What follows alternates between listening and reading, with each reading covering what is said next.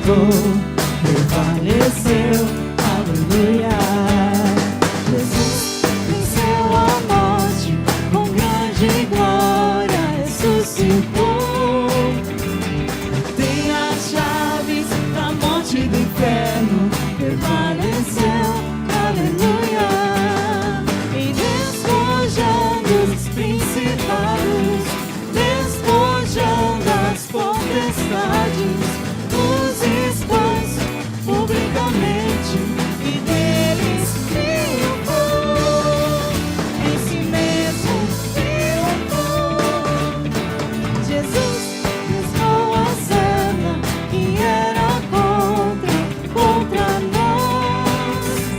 Travou-a na cruz, nos libertou, prevaleceu, aleluia. Jesus venceu a morte, com grande glória ressuscitou. E tem as chaves da morte e do inferno, prevaleceu, aleluia. E despojando os principados, despojando as potestades, os expôs publicamente e deles triunfou. Esse mesmo triunfou. Jesus riscou a cena que era contra nós. Gravou-a na cruz, nos libertou, prevaleceu, aleluia. Aleluia. Aleluia. Amém, glória a Deus.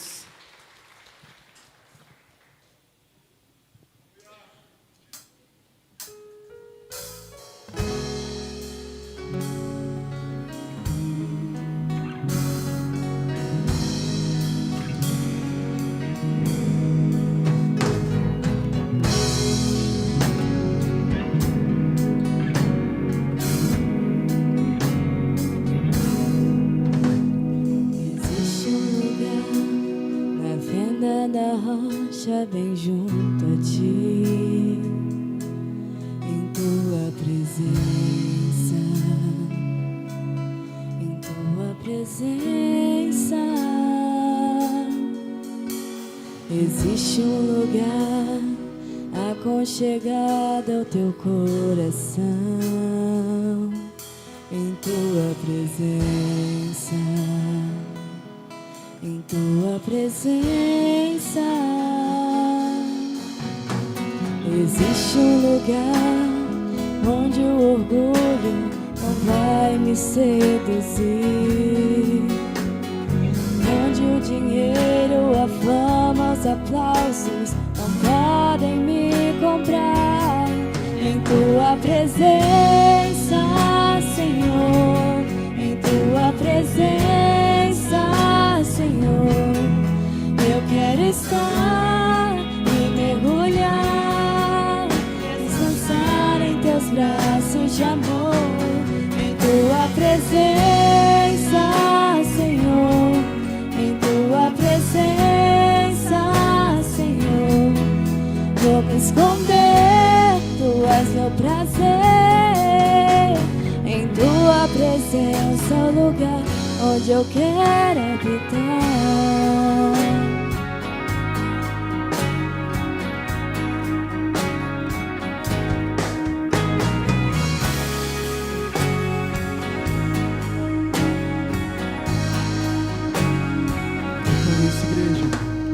Existe um lugar na fenda da rocha, bem junto a ti, em tua presença, em tua presença. Existe um lugar aconchegado ao teu coração, em tua presença, em tua presença. Existe um lugar onde o orgulho não vai me seduzir, onde o dinheiro, a fama, os aplausos não podem me comprar. Em tua presença, Senhor, em tua presença, Senhor, eu quero estar e mergulhar, descansar em teus braços de amor. Em tua presença, Senhor, em tua presença, Senhor, vou me esconder, tu és meu prazer. Em tua presença é o lugar onde eu quero habitar. Glória a Deus.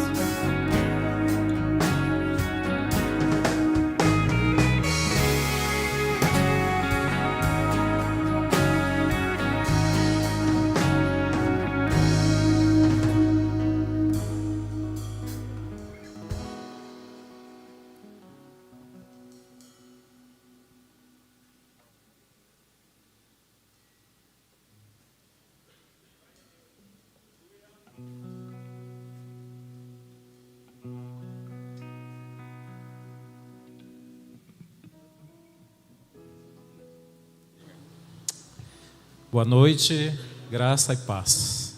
Amém? Queria pedir que você colocasse a sua mão sobre o seu peito, um ato simbólico, que você fechasse seus olhos. Nós vamos orar pedindo que o Senhor venha trazer à nossa vida, ao nosso coração, aquilo que Ele já preparou para nós. Deus sempre tem preparado uma mesa, um banquete para os seus filhos. Ele sempre está com a porta aberta, na verdade, Ele é a porta. Então, nós queremos, Senhor, nessa noite render a Ti a nossa vida, entendendo, meu Pai, que em Ti está tudo o que precisamos. Na verdade, o Senhor é quem de fato precisamos. Por isso, nessa noite, nós abrimos a nossa vida para receber de Ti o que o Senhor tem para nós. Está aqui o nosso coração, a nossa mente, o nosso entendimento. Está aqui toda a nossa vida, Senhor. Somos Tua igreja, somos Teu povo, essa casa é Tua, Senhor. Aqui é Betel, meu Deus, é lugar da Tua habitação. E nós também somos Betel, Senhor, porque em nós o Senhor também habita. Então, Senhor, nós nos rendemos a Ti e Te pedimos, ó Pai, que o Senhor venha nos envolver nessa noite, fazer em nós aquilo que o Senhor quer fazer, cumprir em nós o propósito que o Senhor quer cumprir na nossa vida, nesta noite, não só hoje, mas todos os dias. Está aqui o nosso ser, a nossa vida, para que o Senhor assuma e tome de conta, em nome de Jesus. Amém?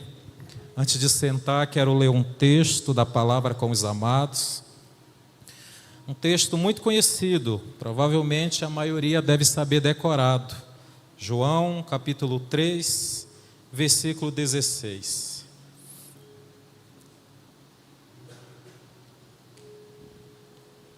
João 3,16 diz que Deus amou o mundo de tal maneira que nos deu seu Filho unigênito, para que todo aquele que nele crê não pereça, mas tenha a vida eterna.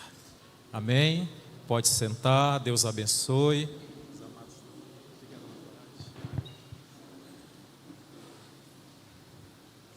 Eu acredito que quase todos que estão aqui, num momento ou no outro, já ouviram esse texto, já leram esse texto, alguém já disse para você.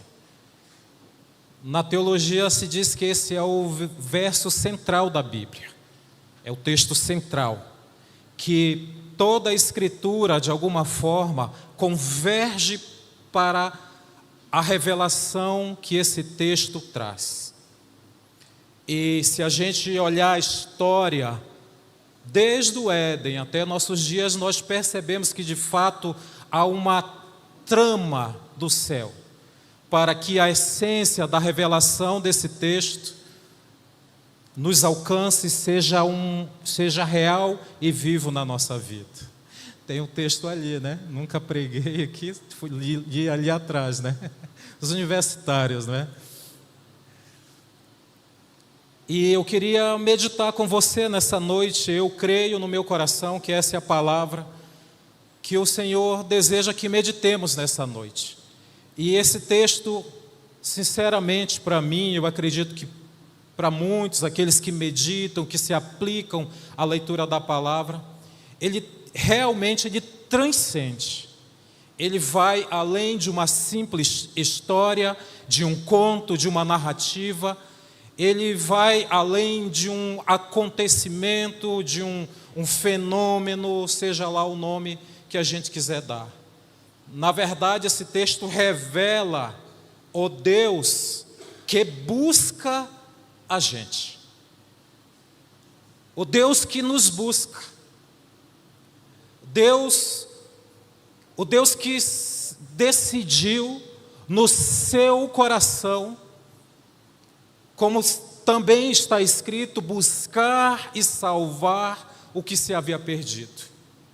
É impressionante como em toda a história bíblica há um cuidado de Deus, do Espírito Santo, através dos profetas, dos escritores, para revelar esse Deus que tem essa pegada, esse comportamento, do Deus que se volta para aqueles que um dia Ele criou.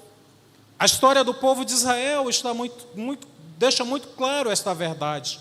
Gênesis 12 diz que um dia um cidadão chamado Abrão estava por lá em algum lugar, lá em Ur, fazendo alguma coisa, e de repente alguém fala com ele. Como que foi essa fala? Não se sabe, mas alguém falou com ele. Ele ouviu uma voz. Não diz o texto se ele viu, mas diz que alguém falou com ele. E o texto diz que aquele que fala com ele, que mais adiante vai ser chamado de Yahvé, do Deus de Israel, diz assim para ele: o homem, Abrão, sai do meio do povo que tu vives, sai do meio da tua família, eu vou te levar para um outro lugar, e eu vou fazer de ti um povo. Deus estava anunciando a restauração, e Deus estava anunciando o propósito dele para a humanidade, que em algum momento se perdeu. O momento inicial, primeiro, lá no Éden, quando o homem e a mulher estão num lugar chamado Jardim do Éden e ficam desatentos à instrução, à palavra, à orientação daquele Deus que vinha no virar do dia, caminhar, estar com aquele casal. Isso para mim é tremendo, porque eu fico pensando sempre como que aquele que é criador, que me criou, que me fez, e digo até mais que de alguma forma não precisa de mim, da minha existência, nem precisava ter me criado, mas Ele decide fazer isto, me fazer, para que eu, na minha experiência de vida e na minha experiência humana, eu o conheça. E aqui para mim está talvez a maior resposta para uma grande questão que não é de agora, que há tempos que os gregos já discutiam, tentavam encontrar resposta para isso, sabedoria. Paulo diz isso, que os gregos buscavam sabedoria, os judeus buscavam sinais, porque na religiosidade dos judeus, os sinais eram importantes para eles compreenderem qual era a grandiosa dimensão disso, chamado criação, do Deus que nos faz e agora quer estar com a gente. Paulo diz que a resposta de Deus para nós é enviar seu Filho. Deus envia o seu Filho.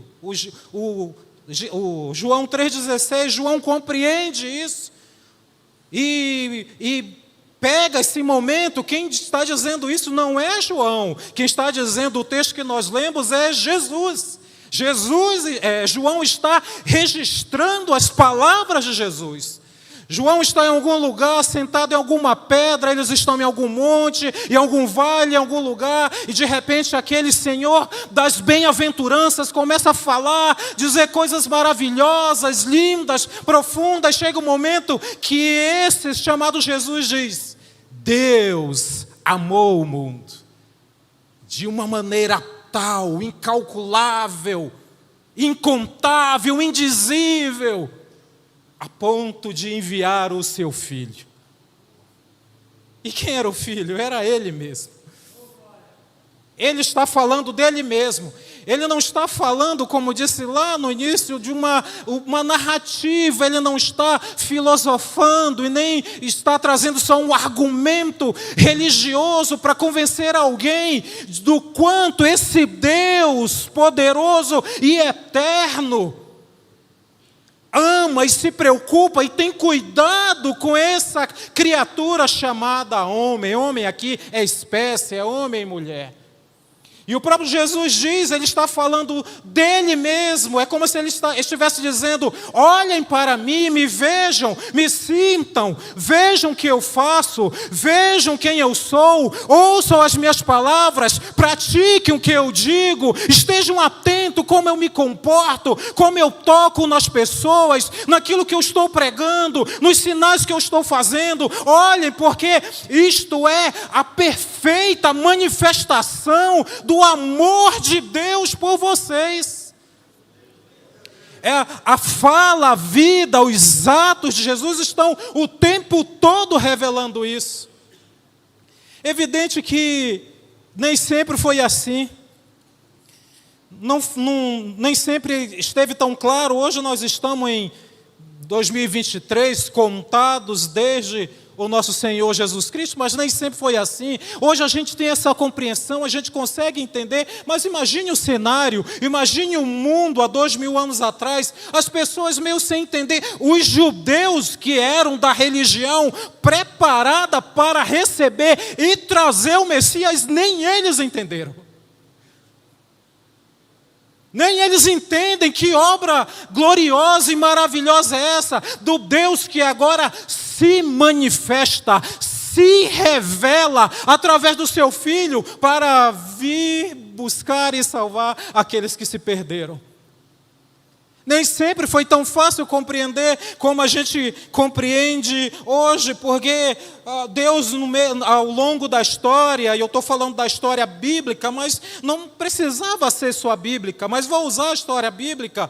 Deus vai se manifestando. Um dia o povo está lá meio perdido, já agora chamado povo de Deus, 400 anos escravos no Egito. Ele envia agora um cidadão chamado Moisés. Moisés faz um monte de coisa, até a última praga, quando os filhos primogênitos dos egípcios morrem. Água vira sangue, vem piolho, vem gafanhoto.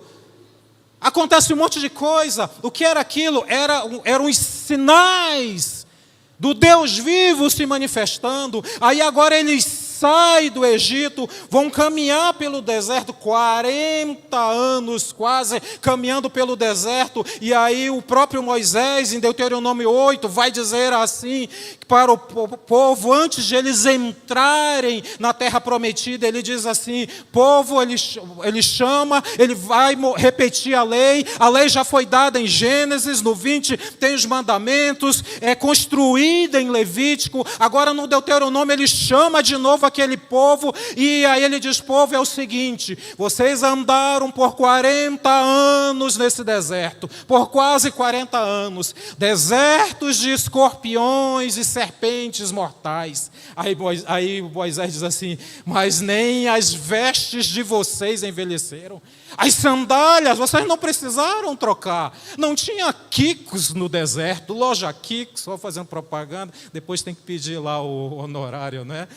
Não tinha loja no deserto para comprar outra sandália. Estou citando Deuteronômio 8, a partir lá do 12, do 14. Ele diz, as vestes de vocês não envelheceram. Vocês comiam e comeram o maná todo dia. Nem precisava guardar o maná para o outro dia, porque todo dia eu dava maná para vocês. Livrei vocês de serpentes e escorpiões mortais.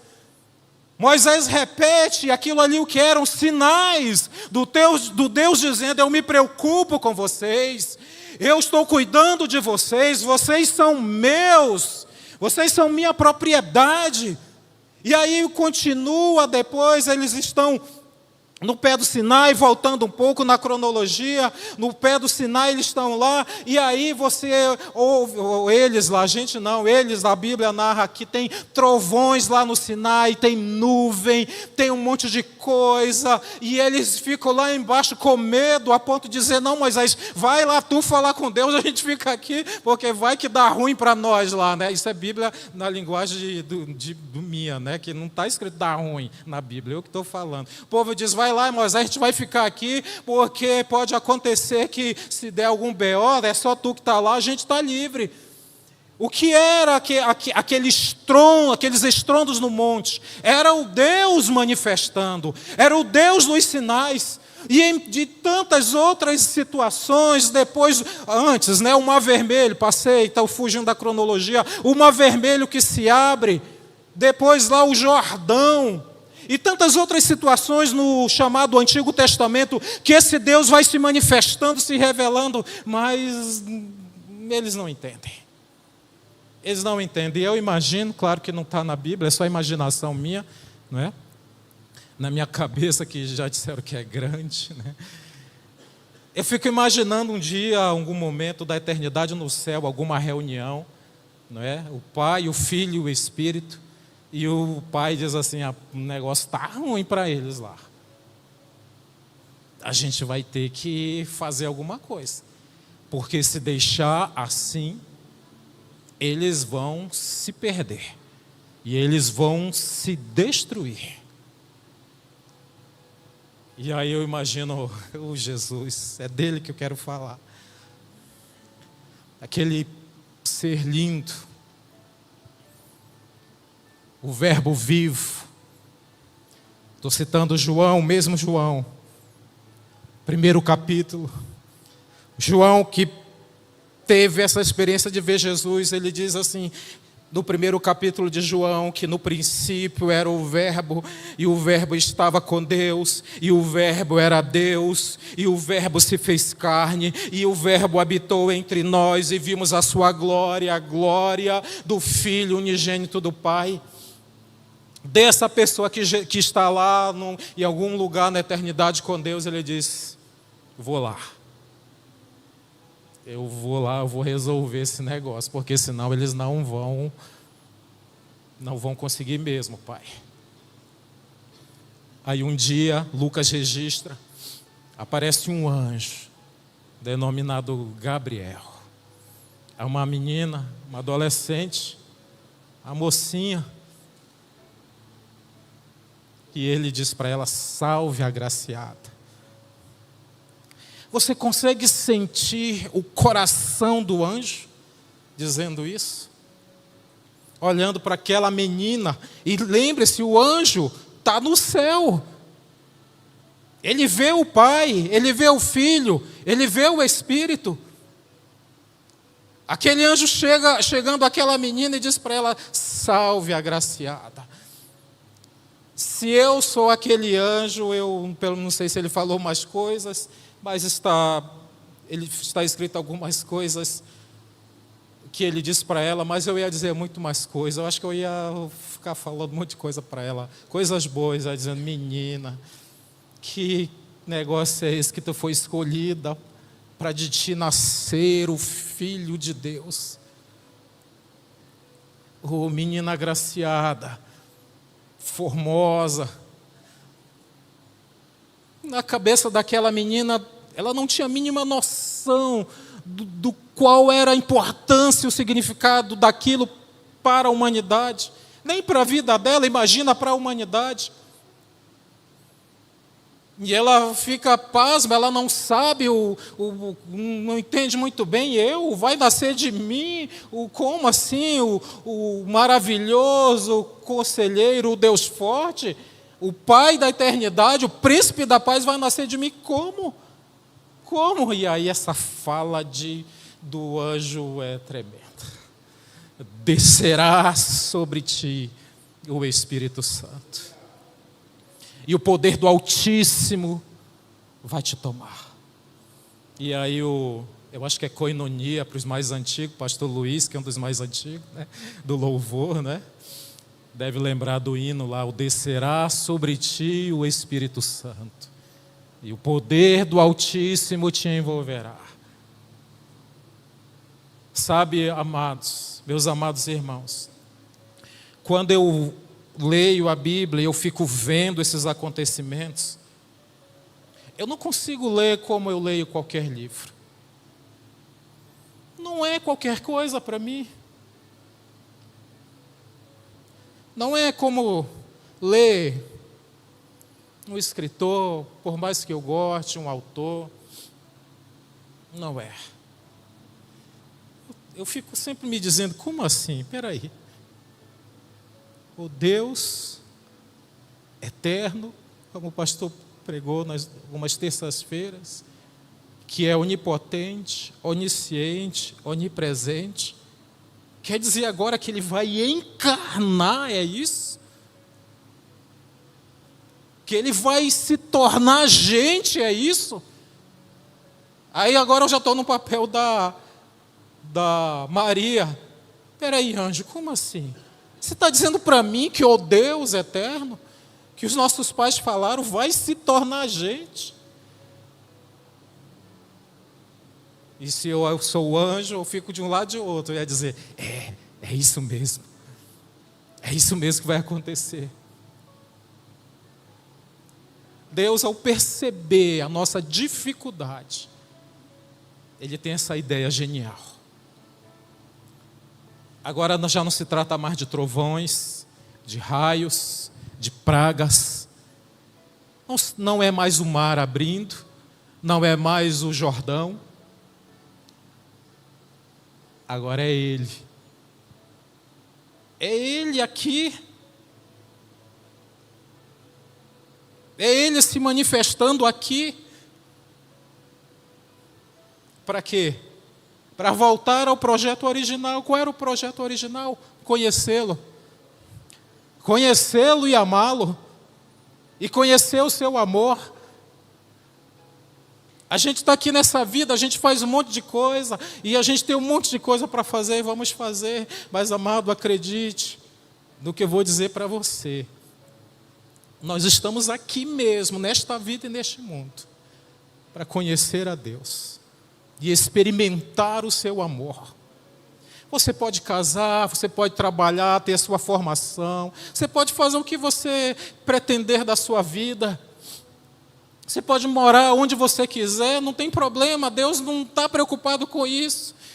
Mas em tudo isso, através de tudo isso, Deus está sim preocupado que nós o conheçamos e conheçamos o seu amor. Para mim só tem um motivo que Deus nos criou eterno, para conhecê-lo. Entra na sua cabeça que nem a eternidade é suficiente para nos fazer conhecer a Deus. Assim nós vamos viver toda a eternidade, mas nem ela vai ser suficiente para a gente conhecer a Deus. Quando que Ele começa isso? Aqui.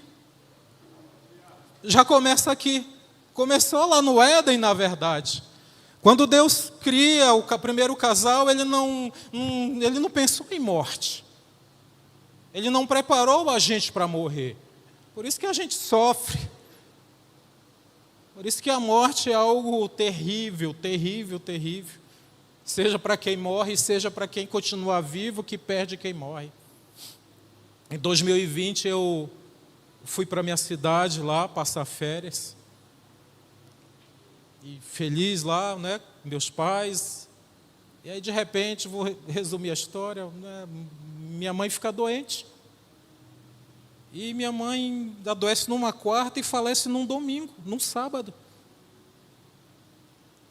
E as 3 últimas noites que ela não estava legal, eu que fiquei acordado com ela. No quarto, meu pai, já um senhor de idade, diabético, pressão alta.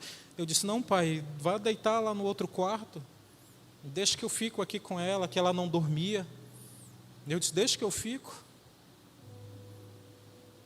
E Deus me deu esse privilégio de cuidar da minha mãe nos 3 últimos dias de vida dela. Não só nesses 3, mas esses 3 para mim foram dias especiais. E aí eu entendi que até na morte é possível conhecer o amor de Deus. Que até quando a gente perde é possível a gente conhecer o amor de Deus. Na verdade, a gente só conhece o amor de Deus por causa de uma morte, a morte desse João 3,16 que a gente leu.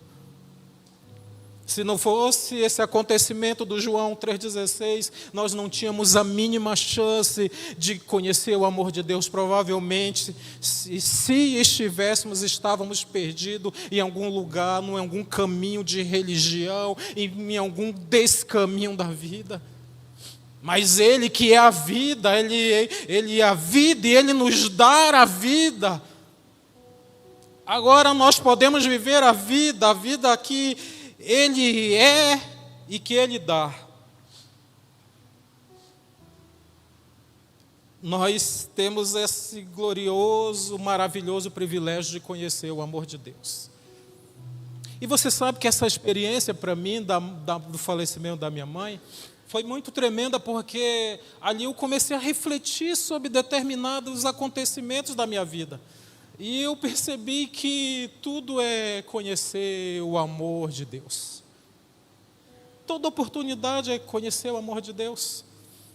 Por que alguém em casa, infelizmente, na mentalidade hollywoodiana, narcisista da sociedade, as pessoas invertem os motivos. A gente casa para amar alguém. Por que alguém é pai ou alguém é mãe? Alguém é pai ou alguém é mãe para aprender o que é amor. Aquela criancinha lá, eu sempre digo, né? A gente vê uns recém-nascidos, aí a mãe posta lá foto, ou o pai, normalmente é mãe que faz mais esse negócio. Lindeza da mãe e tal. O menino é feio, cara inchada, né? Não nasce, tem, né? Oh, Jesus. Mas para a mãe aquilo é lindo. O que é isso se não for amor? A experiência da maternidade, da paternidade, do casamento, mas a experiência de ser filho também, viu, jovens? É também para você conhecer o amor de Deus e manifestar o amor de Deus para com seus pais. Ser filho é um privilégio. Esses dias eu conversava, não lembro com quem, e a gente trazia esse assunto. Os filhos têm um privilégio de cuidar dos pais na velhice, mas não só na velhice, antes também, mas estou destacando a velhice. O que é isso se não for conhecer o amor de Deus? Onde que eu vejo isso? Eu vejo isso em Jesus. Tudo é em Jesus, sim, tudo é em Jesus. Jesus está morrendo, gente, lá está na cruz, agonizante, no físico, na alma e também na profundeza do seu ser. Ele olha para a mãe dele chorando, imagina a dor da mãe.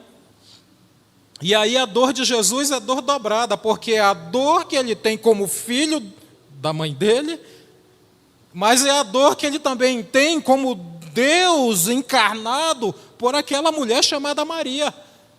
E ele não aguenta. Aí Joãozinho está lá também, entristecido, João. Ele diz, João, chega aí. Quer dizer, ele não fala assim, eu que estou falando, né? João, filho. Aí aponta para Maria e diz assim, eis aí a tua mãe. Sabe o que Jesus está dizendo? Cuida dela. Você agora vai ser o filho dela, então cuida dela como a tua mãe. Mas ele também vê o Joãozinho triste lá, não é? Aí ele diz, chama a Maria, ele diz, mulher, eis aí o teu filho. Você percebe que o amor de Deus, ele rompe com qualquer possibilidade lógica, racional, que a gente pode trazer e fazer?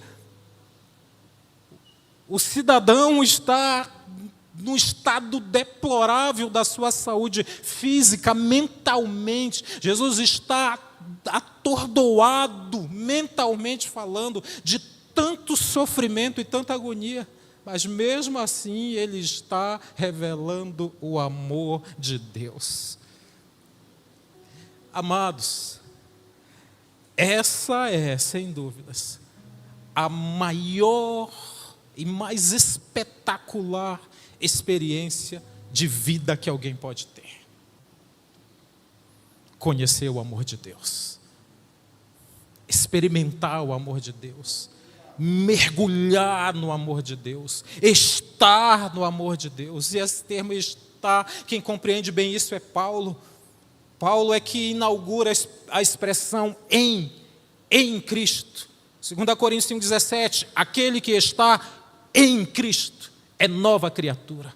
As coisas velhas ficaram para trás, agora se fizeram novas todas as coisas. Em diversos momentos ele vai dizendo isso, em Cristo. A nossa vida está em Cristo. Ele diz, vivo não mais eu, mas Cristo vive em mim. Gálatas 2,20, aí ele diz, e a vida que agora vivo na fé no Filho de Deus, que me amou e a si mesmo se entregou por mim. Aí tem um texto tremendo, amado, veja se isso não é amor, se isso não é amor, eu não sei o que é amor. Primeiro capítulo de Efésios, Paulo começa dizendo algumas coisas tremendas. Ele diz, no versículo 3, ele diz, bendito seja o Deus e Pai do nosso Senhor Jesus Cristo, que nos abençoou com todas as bênçãos espirituais nas regiões celestiais em Cristo. Aí olha esse versículo 4, meu Deus, olha só, ele diz, porque Deus nos elegeu, escolheu, dependendo da tradução, nele, antes da criação do mundo. Onde que a gente estava antes de estar aqui? Em Deus. Você percebe por que ele diz que porque dele, por meio dele, para ele são todas as coisas? Porque antes de a gente nascer, a gente já estava nele. De onde que Deus nos tira? Dele mesmo. Ele deixa muito bem representado isso no Éden. Quando ele vai lá naquele boneco de barro que ele fez com as mãos e ele dá aquele sopro que eu gosto muito das palavras do original, que é Ruá Kadosh. Ruá, o sopro da vida de Deus. Então Deus nos tira dele e nos faz a partir dele. Agora, oh meu Pai do céu, Deus nos tira dele. Aí vem o advento do Novo Testamento para dizer que o Deus que nos tirou dele, agora é o Deus que quer entrar dentro da gente. Não parece que é um Deus indeciso? Ele nos tira dele para nos dar vida, mas agora ele quer habitar na gente. Por que isso? Porque de uma forma ou de outra, indo ou vindo, ele quer demonstrar amor por nós. Ele quer revelar o quanto nós somos amados por ele. E de tudo que nós possamos viver, amados, o mais precioso, o mais significativo que um homem e uma mulher pode viver é aprender a viver no amor de Deus. Paulo fala de uma medida que a gente não compreende muito bem. Paulo diz que o desejo de Deus é que a gente viva o comprimento, a largura, a altura e a profundidade do amor de Deus. À medida que a gente vai lendo Paulo, nós vamos vendo que ele é um cara que entendeu tanto isso e que ele transbordava tanto de amor que, assim, não era mais o Paulo que vivia, mas era o Cristo vivo e ressurreto que vivia nele. O que Deus quer para você, para mim, para nós? Que nós o conheçamos e que nós experimentemos o seu amor. Por isso que o profeta Oséias diz que nós precisamos conhecer e prosseguir em conhecê-lo. Porque conhecer a Deus é conhecer o amor dele. E o amor dele, como diz de novo Paulo é o persona do dia, 1 Coríntios 13, o amor é a essência de Deus. O amor é a essência de Deus. Por exemplo, a justiça, Deus tem uma justiça? Tem. E a justiça é uma das bases do trono de Deus. Mas até a justiça de Deus é movida por amor. Porque a justiça de Deus dizia, pecou, vai morrer, o salário do pecado é a morte. Paulo vai também dizer em Romanos, se eu não tiver, tem aí, vai mostrar 6,23 ou é 3,23, vai dizer que o salário do pecado é a morte, vai dizer assim, porque todos pecaram e por isso estão distantes, carecem da glória de Deus.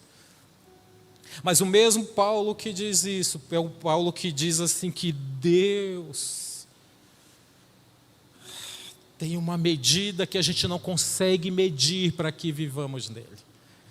E olha, eu vou dizer para você, esse é o convite dele, para mim e para você nesta noite. Não só nesta noite, todo dia. Já estou terminando. E a minha oração é que você, que eu, sejamos pegos por esse amor. Que nós experimentemos de tal forma esse amor, que a gente nunca mais vai ser o mesmo. E a gente nunca mais vai viver mais do mesmo jeito. Aí já não importa tanto o que falam da gente, o que fazem. Aí já não importa tanto os maus tratos, os abandonos, as mentiras. Aí já não importa tanto as falas falsas. Claro, a gente sente, é a humanidade. Mas chega uma hora que a gente começa a dizer assim, quer saber? Eu vou descansar no amor de Deus. Eu vou viver nesse amor. Aí já não tem mais a ver tanto com o que nos falta, porque não se trata do que nos falta, mas se trata de quem a gente tem em nós e de quem a gente vive, e a gente vive nele. A gente gosta de usar essa expressão, virada de chave. Ela vai transformando a nossa vida dia após dia. Eu digo para você,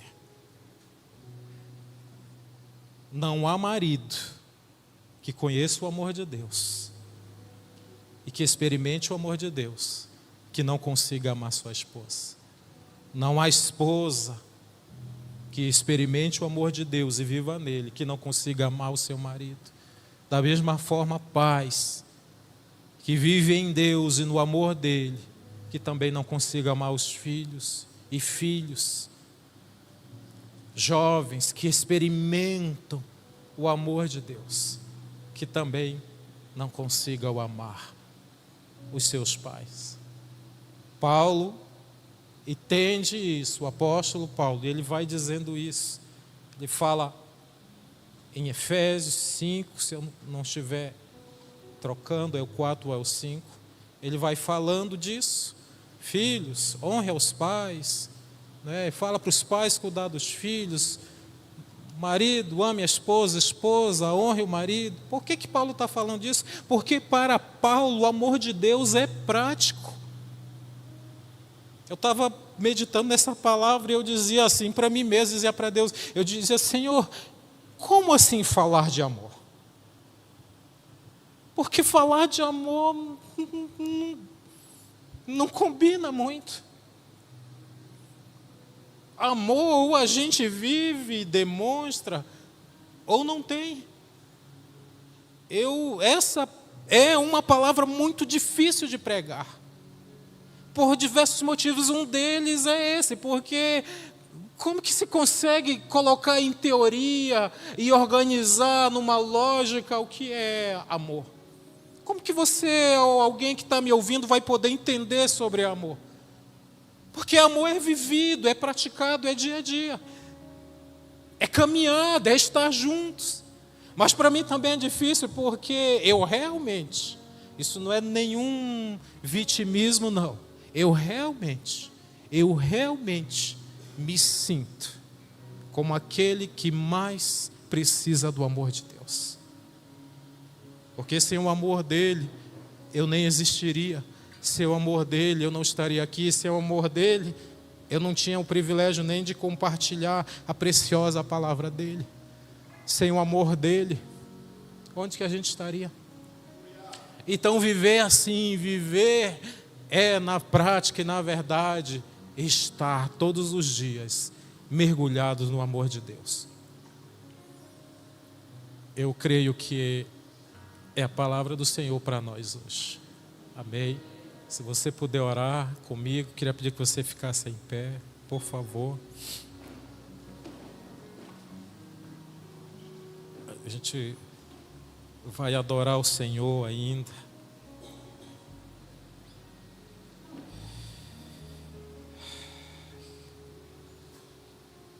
Eu reconheço as minhas dificuldades, muitas, de falar sobre o amor de Deus. Tentei aqui, me esforcei muito. Mas eu sei que só quem pode comunicar o amor de Deus também, principalmente, a nós é Ele mesmo. Às vezes numa situação lá na sua casa,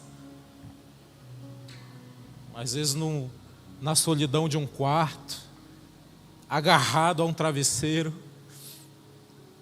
às vezes numa situação dolorosa e penosa que a gente vive, ou em qualquer outra situação.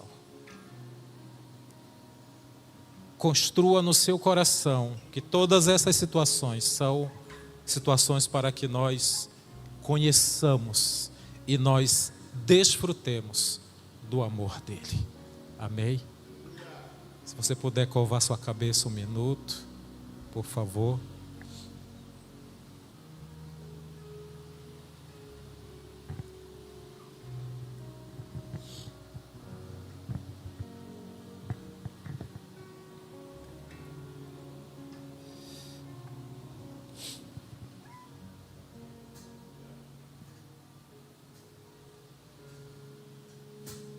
Peço que você novamente coloque sua mão sobre o seu peito e que você se veja hoje como alvo desse amor. Que você se veja como alvo desse João 3,16. Antes de eu falar, tu cantava sobre mim. Tem sido tão bom pra mim. Antes de eu respirar, sopraste tua vida em mim. Tu tem sido tão bom pra mim. Oh, impressionante, infinito, ousado amor de Deus. Oh, que deixa as 99 só pra me encontrar. Posso comprá-lo, nem merecê-lo, mesmo assim se entregou. Oh, impressionante, infinito, ousado amor de Deus.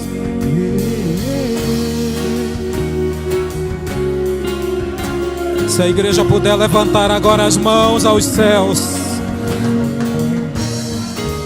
se a igreja puder se render a Ele, vamos fazer isso enquanto adoramos.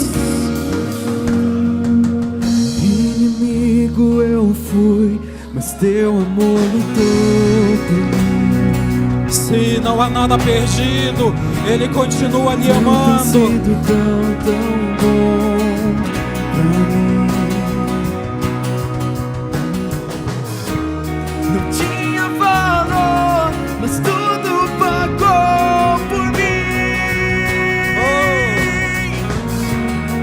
Tudo tem sido tão bom pra mim, Senhor. Oh, impressionante, infinito, ousado amor de Deus. Oh, que deixa as 99 só pra me encontrar. Não posso comprá-lo, nem merecê-lo, mesmo assim se entregou. Oh, impressionante, infinito, ousado amor de Deus.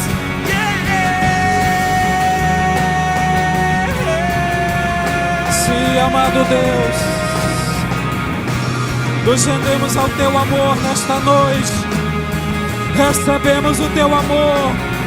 Queremos ser envolvidos por Ele. Queremos ser abraçados por Ti. Jesus para sombras, escala as montanhas. Seja tocado, meu irmão, minha irmã. Seja tocado. Derruba as muralhas. É Ele quem envolve destrói as você, mentiras a sua pra casa. me encontrar. Traz luz para as sombras, escala as montanhas pra me encontrar. Derruba as muralhas, destrói as mentiras pra me encontrar. Traz luz para as sombras, escala as montanhas pra me encontrar. Derruba as muralhas, destrói as mentiras pra me encontrar. Traz luz para as sombras, escala as montanhas pra me encontrar. Derruba as muralhas, destrói as mentiras pra me encontrar. Oh, impressionante, infinito, ousado amor de Deus. Oh, que deixa as 99 só pra me encontrar. Não posso comprá-lo, nem merecê-lo, mesmo assim se entregou. Oh, impressionante, infinito, ousado amor de Deus.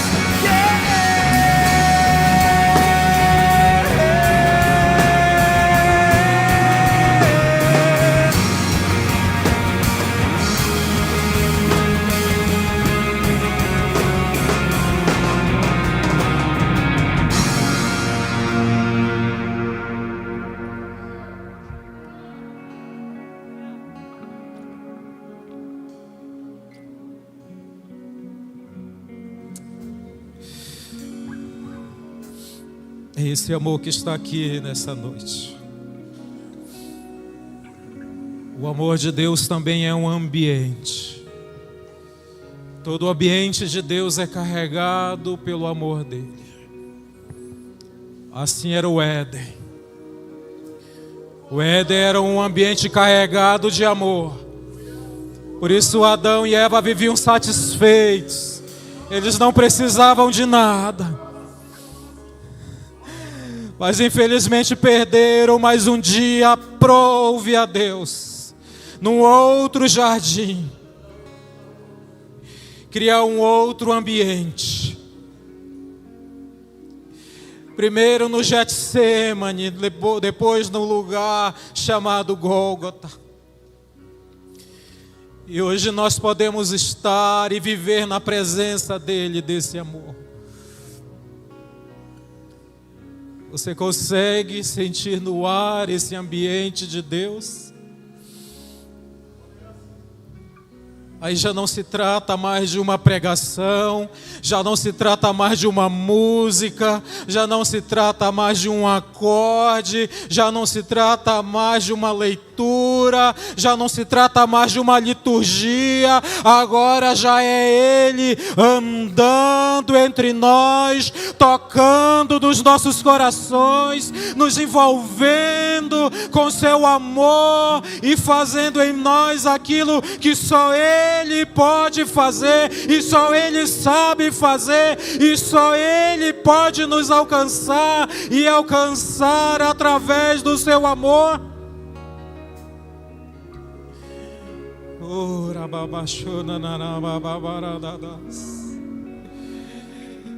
Que impressionante é o teu amor, Senhor. O teu amor é impressionante. Que hoje sejamos batizados com esse teu amor. Que hoje haja um batismo nesta casa que é tua. Que haja um batismo de amor, Senhor. Que ao voltarmos para casa, ao estarmos nos nossos ambientes de trabalho, de estudo, onde quer que estivermos, que ali, Senhor, também estejamos vivendo, entregues e largados no Teu amor. Em nome de Jesus. Os que creem, digam amém. Os que creem, digam graças a Deus. E nós vamos dar um aplauso ao nosso Senhor. Aleluia. Aleluia. Aleluia. Quero aproveitar que você está em pés. Nós já vamos aproveitar para contribuir os dízimos, as ofertas, independente da nomenclatura, que o nosso coração também esteja carregado com esta motivação. Eu gosto muito, eu quero citar esse texto, o irmão pode colocar na tela, como diz o Datena, né? Romanos 11, 33. Paulo faz um hino de adoração. Ele vai dizendo, ele está pregando para os gregos, falando do Evangelho de Jesus. Aí Paulo parece que dá uma pausa assim. Paulo não era muito bom da cabeça. Aí ele para, ele começa a dizer assim: ó, profundidade das riquezas, seja da sabedoria, seja do conhecimento de Deus. Quão infindáveis são os teus juízos e impenetráveis os seus caminhos. Aí ele diz assim: quem conheceu a mente do Senhor? Aí essa fala de Paulo é tremenda. Ele diz assim: quem primeiro deu a ele, para que depois recebesse. E aí é quando ele diz aquele texto lá: porque dele, por ele e para ele são todas as coisas. Glórias a Ele eternamente, amém. Quem primeiro deu a Deus? Quem deu a quem primeiro? É nós que damos a Deus primeiro? Ou nós damos porque Ele nos dá? A questão é o quanto nosso coração tem entendido isso.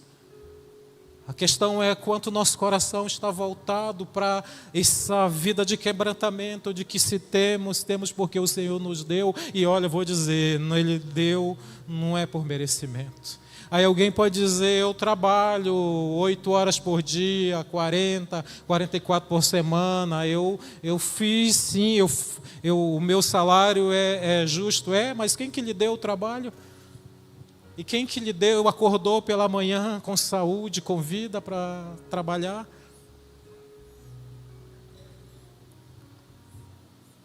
Tudo veio dele, tudo é por meio dele e tudo é para ele.